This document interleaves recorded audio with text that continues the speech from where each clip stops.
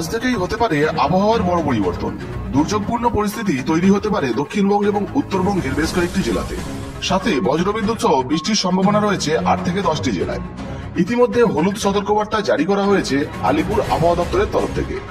বন্ধ হচ্ছে না আবহাওয়ার খামখেয়ালি, কখনো রোদ কখনো বৃষ্টি, মাঝে মধ্যেই আবহাওয়ার পরিবর্তন হচ্ছে। আর এই মার্চেই কিন্তু বৃষ্টির সম্ভাবনা রয়েছে, সঙ্গে হলুদ সতর্কবার্তাও জারি করা হয়েছে। ফের দুর্যোগপূর্ণ আবহাওয়া সতর্কবার্তা।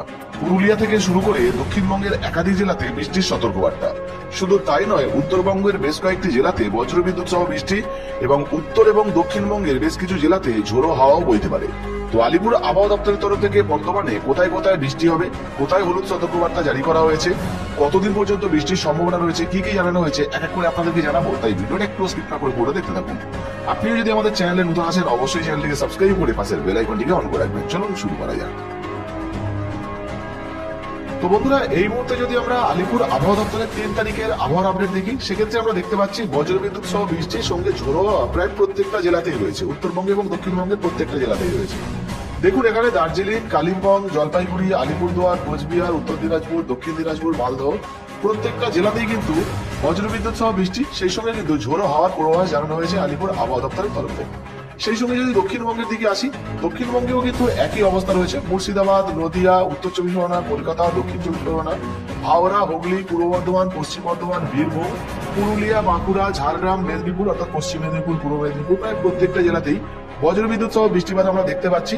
এবং এখানে কিন্তু হলুদ সতর্কবার্তাও জারি করা হয়েছে আলিপুর আবহাওয়া দপ্তরের তরফ থেকে। দেখতে পাচ্ছেন এখানে কিন্তু পুরোটাই হলুদ সতর্কবার্তা জারি করা হয়েছে।